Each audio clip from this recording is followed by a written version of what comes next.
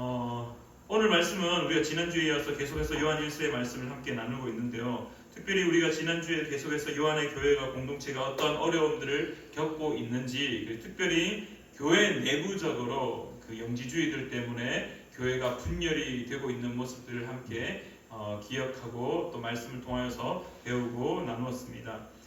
여전히 요한은 요한의 교회 공동체를 향하여서 한 가지 더 다시 기본을 가르치고 있습니다. 교회의 가장 기본은 무엇이냐라는 것을 우리에게 다시 한번 가르치고 있는데요. 오늘 요한의 메시지는요, 요한 교회 공동체는 무엇을 기반으로 하느냐 하면은 결국 사랑이 기반이었다라는 것을 말씀하고 있습니다. 11절 말씀이 이렇게 이야기합니다. 우리는 서로 사랑할지니 이는 너희가 처음부터 들은 소식이라. 그래서 요한 교회 공동체의 이 한 명의 일원으로, 교회의 구성원으로 살아갈 때 가장 기본 깔고 있는 것. 그래서 요한 교회 공동체 표식, 드러내어야 되는 것은요, 결국 사랑이다라는 것을 우리에게 가르치고 있습니다. 또한 그들에게 가르치고 있습니다. 마태복음 22장 37절부터 39절 말씀 우리가 너무나 잘 알고 있습니다. 지켜야 될 계명이 무엇입니까? 라고 예수님에게 물었습니다. 그때 예수님이 첫째 되는 계명, 크고 첫째 되는 계명은 힘을 다하고 목숨을 다하고 뜻을 다하여서 주 너의 하나님을 사랑하라. 이것이 크고 첫째 되는 계명이고, 둘째는 무엇이냐? 네 이웃을, 예전 성경에는 내 몸과 같이 사랑하라. 지금 우리가 가지고 있는 개역 개정 성경에는 내 이웃을 내 자신과 같이 사랑하라라고 그렇게 우리에게 가르쳐 주셨습니다. 그래서 요한은 요한의 교회 공동체에게 다시금 가장 기본인 것을 가르치고 있습니다. 주 너의 하나님을 사랑하라.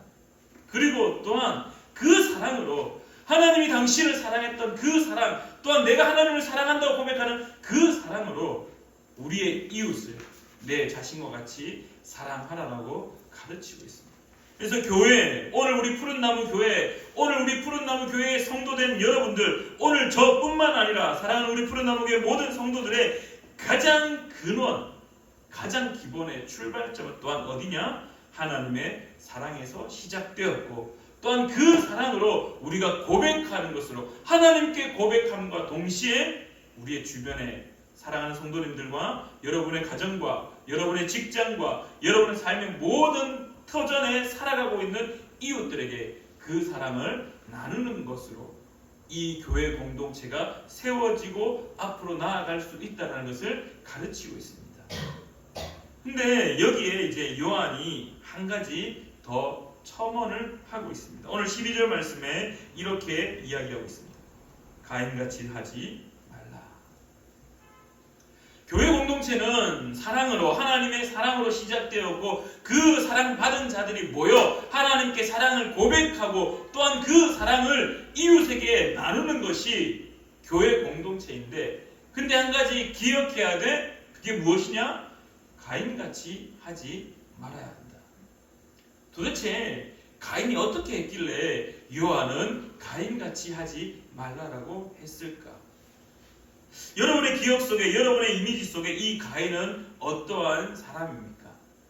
자, 우리가 이 시간에 가인에 대해서 다시 한번 상고해보고자 하는데요. 자, 여러분들, 가인은요, 어떤 사람이냐면 아담과 하와의 아들입니다. 근데 이 아담과 하와와 가인과 아벨, 특별히 다른 것이 없는 것처럼, 사람이기 때문에 특별히 다른 것이 없는 것처럼 보이지만은, 우리가 이 가인과 아벨 그리고 아담과 하와를 좀 더 구분 지어야 될 필요성이 있습니다. 먼저 아담과 하와는요, 하나님의 선한 창조의 결과였습니다. 아담과 하와를 창조한 이후에 하나님이 어떻게 말합니까? 보시기에 참 좋았더라. 보시기에 좋았더라라고, 하나님 보시기에 좋았더라라고 선한 하나님께서 선한 창조의 행위를 통하여서 만들어 놓고 보니 선함의 완성, 너무나 보기에 좋았다. 그래서 아담과 하와는 하나님의 선한 창조의 열매였습니다. 근데 여러분들 잘 알고 있듯이 가인과 아벨은 조금 다릅니다.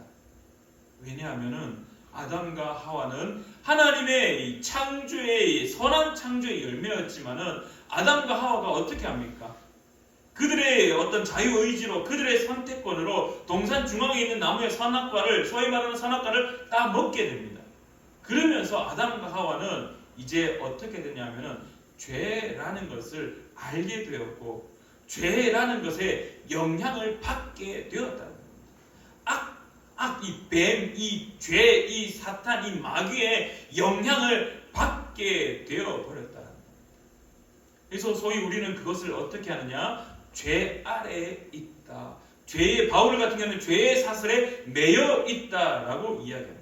그래서 이 가인과 아벨은 어떤 열매냐라고 우리가 다시 한번 정의를 내린다면은 죄 아래 아담과 하와의 열매였다는 겁니다. 하나님 보시기에 완벽하고 온전하고 퍼펙트한 창조의 결과물이라기보다는 그 결과의 어떤 열매의 아담과 하와가 죄로 영향을 받고 난 다음에 죄를 짓기 시작한 다음에 그 죄라는 것을 어쩔 수 없이 그의 삶 가운데 계속해서 죄의 영향력을 죄를 지을 수밖에 없는 그 상태에서 가인과 아벨이 태어났다라는 것. 그래서 어떻게 보면은 이 가인과 아벨은 죄의 영향력을 태어나면서부터 받을 수밖에 없는 그러한 존재. 또 다른 말로 이야기하면은 온전한 상태, 완벽한 상태, 퍼펙트한 상태가 아니라 소위 말해 불완전한 상태. 그래서 가인과 아벨은 온전한 자가 아니라 창조된 완벽한 자가 아니라 창조된 결과물들의 어떤 죄로 인하여 변질되어져 버린 불완전한 상태가 가인과 아벨이라는 겁니다. 그래서 우리가 기억해야 될 것은 왜 하필이면 요한이 가인같이 하지 말라라고 했냐 하면은 모든 사람들이 죄 아래 있지만 특별히 가인부터 시작되었던 그 이 죄의 영향력으로 결과물들이 특별하게 우리가 알고 있는 뭔가 독특한 것이 드러났던 사람이기 때문에 가인같이 하지 말라라고 요한 사도는 우리에게 가르치고 있습니다. 자, 앞서 가인은 아담과 하와가 다른 모습을 말했습니다. 하나님의 선한 창조의 열매가 아니라 이 죄의 영향을 받았던 죄 아래의 아담과 하와의 열매. 그래서 가인과 아벨은 불완전한 상태라고 말하는데요. 특별히 이 가인이 어떤 모습이 됐었는지 우리 창세기 4장을 통하여서 다시 한번 기억해 내어 보고자 합니다. 창세기 4장에 이 아담과 하와가 가인과 아벨을 낳게 됩니다. 그래서 가인은 어떠한 사람으로 성장하냐면은 농사 짓는 사람으로 성장합니다. 근데 아벨은 양을 치는 자로 성장하게 됩니다. 그러다가 시간이 지나서 어느 시기에 되어서 하나님 앞에 예배를 드려야 된다는 것을 알게 됩니다. 아마 아담과 하와가 시켰겠죠. 아담이 가인과 아벨아, 너희들 스스로 하나님 앞에 예배 드릴 시기가 왔으니 너희들 스스로 하나님 앞에 나아가서 예배를 준비해봐라. 너는 농사를 지어서 그 땅의 소산물로 하나님께 올려드리고 아벨 너는 양의 그 첫 새끼 그것으로 하나님께 예배를 드려라. 그래서 가인이 준비하고 아벨이 준비했을 겁니다. 그러나 우리가 잘 알고 있듯이 가인의 제사는 하나님이 받지 않으십니다. 그러나 아벨의 제사는 하나님이 받으십니다.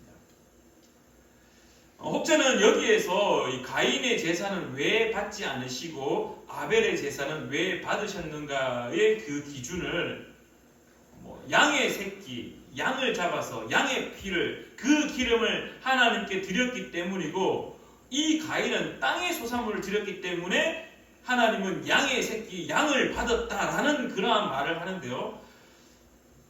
여러분들 구약의 출애굽기 이후에 하나님이 이스라엘 백성 때 제사의 이 정의를 제사는 이렇게 드려야 된다는 정의를 내릴 때 땅의 소산물 곡식을 바치는 제사가 분명히 있습니다. 그래서 그거는 절대로 하나님이 받으시는 것의 차이가 이 제물의 차이 때문에 누구의 제사는 받으시고 누구의 제사는 받지 않는다라는 그러한 논리는 이 타당성이 희박합니다. 성경 어디에도 하나님이 이 받는 것 이것 때문에 받고 저것 때문에 안 받았다라는 말은 언급되지 않습니다. 그렇기 때문에 이 제물의 차이로 이 가인의 예배와 이 아벨의 예배를 받고 받지 않는다라는 그러한 평가는 우리가 잠시 내려놓고 그것은 아닌 것으로 우리가 생각을 하고 이 아벨의 제사는 받으시나 가인의 제사는 받지 않는다라는 것. 여기 우리에게 한 가지 기억해야 될 포인트가 있다라면은 예배는요, 제사는요, 하나님이 받으신다는 겁니다. 이 말은 무슨 말이냐면은 예배에 받고 받지 않는 권한은 누구에게 있냐 하면은 하나님에게 있다라는 겁니다. 하나님에게 있다. 여러분들 상상을 한번 해보십시오. 가인이 처음으로 예배를 드리는데, 아벨이 처음으로 예배를 드리는데 그 준비하는 모습이 가벼웠을 것 같습니까? 제가 생각했던 가인의 모습과 제가 생각했던 아벨의 첫 예배를 준비하는 모습은요, 최선의 예배를 준비했을 겁니다. 최선의 예배를. 최고의 죄물을 준비했을 겁니다. 그래, 이 정도 열심히 정말 내가 가지고 있는 것, 내가 할 수 있는 모든 것을 총동원하여 하나님 앞에 드려야지 라는 마음으로 시작하였고 그렇게 준비하였지만 물론 결과는 달라졌죠.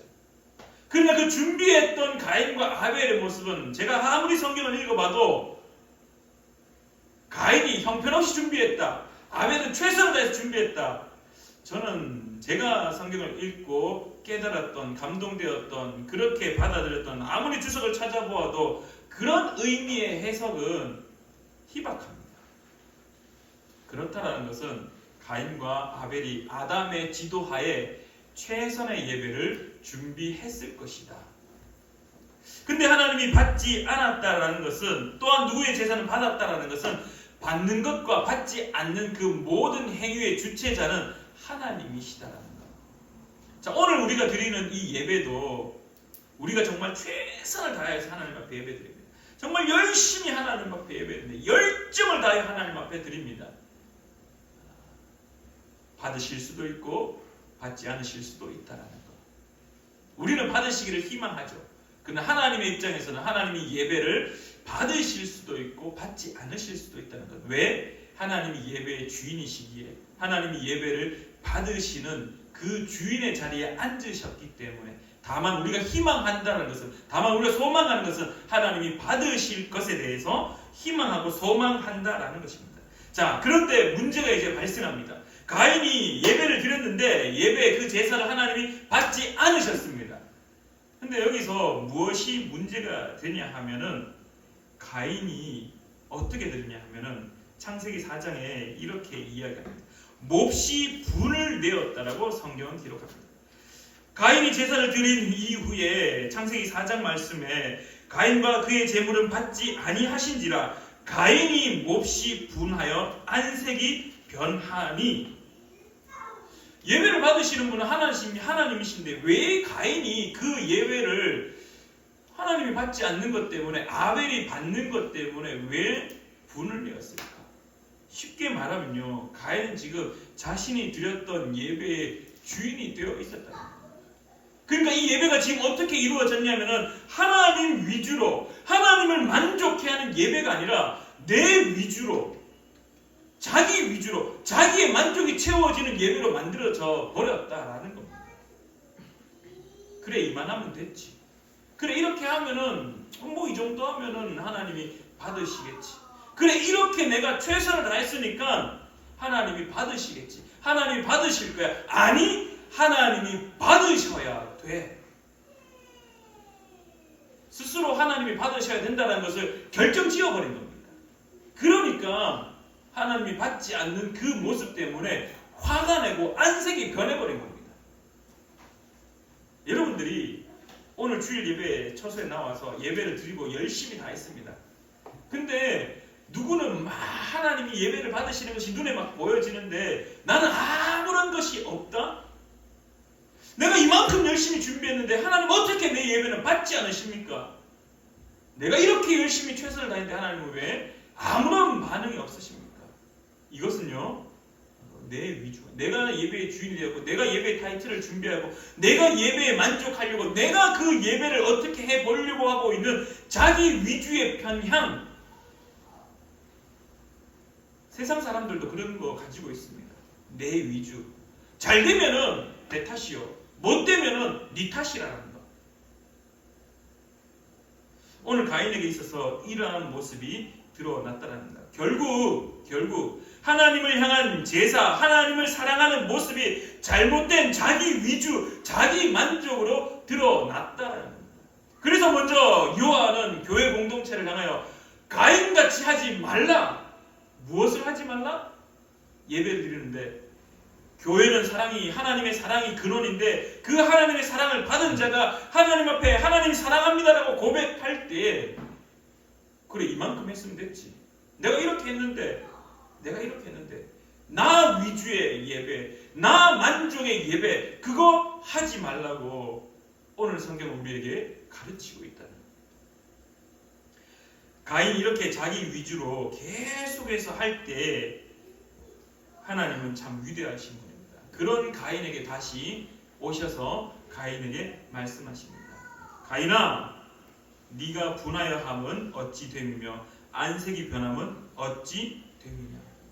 너가 왜 화를 내니? 예배 받는 사람은 난데, 너의 제사를 받고 받지 않고 그것을 판단하고 결정 짓는 사람은 난데 네가 왜 그것에 화를 내니? 그러면서 창세기 4장 7절 말씀이 이렇게 이야기합니다. 죄가 문에 엎드려 있느니라. 죄가 너를 원하나라고 되어 있지만은 그러나의 의미가 아니라 원하니, 죄가 너를 원하고 있으니 너는 죄를 다스려라라고 이야기합니다. 너는 죄를 다스리라라고. 하나님은요 지금 가인에게 너 죄를 다스리라 말씀하시며 무엇을 이야기하시냐면은, 하나님은 가인에게 멈출 수 있는 기회를 제공했다는 겁니다. 다시 한번 가인이 자기 위주의 예배를 드렸던 것, 자기 만족을 위하여 예배 드렸던 것, 그러면서 화를 내었던 것, 그 결과 뭔가 일어날 것 같아서 하나님은 가인에게 오셔가지고 그거 멈춰야 돼 라고 기회를 제공하였다는 겁니다. 하지만 가인은 어떻게 합니까? 그 기회를 제공받았지만, 멈출 수 있는 기회가 있었지만은 결국 그 죄를 다스리지 못하게 됩니다. 8절 말씀에 창세기 4장 8절에 이렇게 얘기합니다. 가인이 그의 아우 아벨에게 말하고 그들이 들에 있을 때에 가인이 그의 아우 아벨을 쳐 죽이니라. 죄 아래 가인은 있었습니다. 죄 아래 있었던 가인은 결국 하나님이 와서 멈출 기회를 제공하였지만은 그 멈출 기회를 거부하고 결국 죄의 영향력으로 어떻게 하냐면은 그 죄의 결과물이었던 폭력을 저지르게 됩니다. 그리고 살인까지 저지르게 됩니다. 여러분들, 사람을 때려서 죽이는 것은요 쉽지 않은 겁니다. 사람을 때려서 죽는 것은요 쉽지 않은 겁니다. 그냥 한두 번 주먹질로 해서 사람이, 물론 이제 소위 말해 급소에 맞으면은, 잘못하여서 급소에 맞으면은 한 방에 죽을 수도 있겠죠. 그러나 사람이 이 주먹을 때려서 죽이는 것은요, 때릴 때마다 그의 마음에 이 죄책감, 이거 다 상실되어 버린 상태입니다. 거의 사람이 미쳐버린 상태였기 때문에 주먹으로 때려서 죽였다라는 겁니다. 죄 안에 있는 사람이 얼마나 잔인해지고 얼마나 잔혹해지는지를 우리가 이 말씀을 통하여서 볼 수 있습니다. 하나님은 가인에게 멈출 기회를 제공하였지만은 결국 가인은 그것을 거부하게 되고 자신의 동생을 쳐 죽이게 되는 이 죄의 결과물인 폭력, 이 살인을 저지르게 됩니다. 동생은요 사랑해야 될 사람입니다. 오늘 요한 교회 공동체의 그 요한의 말씀에 따르면요, 동생은 이웃입니다. 내 자신과 같이 사랑해야 될 사람입니다. 근데 죄 아래 놓여 있다 보니 그 사랑해야 하는 동생을 죄의 다스림 때문에 죄로 인하여서 죽여버립니다. 살인해버립니다. 그러한 모습을 오늘 우리에게 가르치고 있습니다. 아마도 요한 교회 공동체에 있었던 요한 교회도 이 가인의 모습을 알았던 것으로 보여집니다.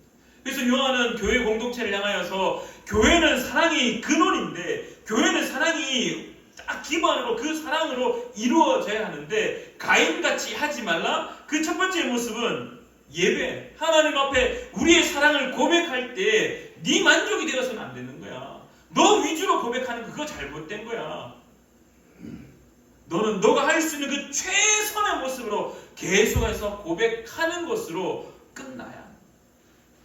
이 예배가, 이 사랑이 온전한지 온전하지 않은지, 하나님이 받으시는지 받지 않으시는지는 그거는 하나님의 편에 하나님의 결정이지 너가 해야 되는 거 아니야. 너는 계속해서 주어진 그 은혜에 반응하여 하나님 사랑합니다, 목숨을 다하고 뜻을 다하고 온 힘을 다하여 온 열정을 다하여 하나님을 사랑한다고 고백하는 것, 그것이 이루어져야 된다고 우리에게 말합니다. 그리고 이어서 가인에게 죄를 멈출 수 있는 기회를 제공하였듯이 그 동생, 사랑해야 될 동생, 그 사랑해야 될 동생을 그 예배의 어떤 실패, 그 예배의 어떤 잘못된 그것으로 자기 위주, 이것 때문에 그 사람을 쳐 죽이는 그러한 행위를 멈추어라라고 이야기합니다. 하나님은 가인, 오늘 우리에게 죄 아래에서 멈출 기회를 제공하시는 분이십니다. 하나님은 여전히 오늘도 우리에게 멈출 수 있는 기회를 이 예배를 통해서 계속해서 제공하고 있습니다. 성도는요, 하나님을 만남으로 죄를 다스려야 하는 사람입니다. 죄의 영향력 아래에 삶을, 그 다스림, 죄의 다스림을 받는 삶을 멈추는 자, 오늘 가인같이 하지 말라라는 것은요, 죄 때문에 사탄과 마귀, 그것들 때문에 하나님을 사랑한다라고 고백했지만 처음에 준비하는 하나님의 사랑에 대한 고백은 최선의 모습이었을지 모르지만, 그러나 예배를 드리면서 점점 변질되어 내가 이만큼 했는데 왜 하나님 받지 않으십니까? 라고 따지는 자, 그 죄의 영향력 아래에서 멈추기를 간절히 축원합니다. 또한 그 죄의 결과물 때문에 누군가를 살인하고 누군가를 때려버리는 그 폭력의 모습들, 말은 천냥빛을 갚는다라고 이야기하지만 또한 말은 사람을 죽일 수도 있다라고 이야기합니다. 우리가 잘 알고 있는 그러한 격언이며 속담입니다. 사랑하는 우리 푸른나무교회 성도님들, 여러분이 하나님을 사랑한다고 고백할 때 그 사랑의 고백으로 끝나기를 간절히 축원합니다. 그 이외에 하나님이 받는지 받지 않으시는지에 대해서는 우리가 관여할 부분이 아니다. 우리가 해야 되는 것은 여전히 하나님 사랑합니다, 하나님이 나에게 주신 은혜로 하나님을 사랑한다고 고백하는 온 마음과 열정을 다하여 고백하는 자 되기를 간절히 축원합니다. 그리고 그 받은 사랑으로 이웃을 여러분의 자신과 같이 사랑하는 자 되기를 간절히 축원합니다. 요한이 오늘 우리에게 가르칩니다. 가인같이 하지 말라. 가인은요, 반대의 행위를 해버렸습니다. 하나님 앞에 사랑한다 고백하였지만 만족하지 못하여 따지고 들었습니다. 몹시 분을 내고 화를 내고 하나님 앞에 거부하며 승질내었습니다. 또한 그것의 결과물로 자신의 동생, 그 이웃, 내 몸과 같이 사랑해야 될 사람을 주먹으로 쳐 죽이는 그러한 안타까운 결과까지 나타났다는 것. 사랑하는 우리 푸른나무 교회는 하나님을 온전히 사랑하는 성도님들 되기를 간절히 축원합니다. 또한 그 사랑으로 우리 성도님들 사이에 사랑이 넘쳐나기를, 또한 여러분의 삶의 자리에 그 사랑이 흘러가기를 간절히 축원합니다. 기도하겠습니다. 참 좋으신 하나님 아버지, 은혜를 진실로 감사드립니다. 하나님, 여전히 오늘도 가장 기본을 다시 한번 기억합니다. 요한은 요한의 교회 공동체를 향하여서 교회는 사랑이 근원이다라고 말하며 하나님의 사랑이 있어야지 교회 공동체라는 것을, 그것이 이루어질 수 있다는 것을 가르치고 있습니다. 또한 더 나아가 이제 우리에게 가르치기를 가인같이 하지 말라 말씀하시며, 하나님께서 멈출 수 있는 기회를 주시는데 그 멈출 수 있는 기회를 거부하여서 그 하나님의 사랑 받은 자가, 은혜 입은 자가 하나님의 사랑을 거부하여 이웃을 향하여 독서를 품으며 폭력을 가하며 누군가를 죽이는 자의 모습을 혹여라도 가지고 있더라면 그것을 멈추어 가인같이 하지 않는 사랑하는 우리 푸른나무교회 성도님들 될 수 있도록 주님 도와 주시옵소서. 죄의 영향력 아래의 삶이었지만은 그러나 이제 은혜 입은 자의 삶이 될 수 있도록 죄 아래에 있었던 그 삶을 멈추어 은혜 입은 자의 삶이 될 수 있도록 주님 도와 주시옵소서. 함께 하여 주심에 감사드리며 예수님의 이름으로 기도드리옵나이다. 아멘.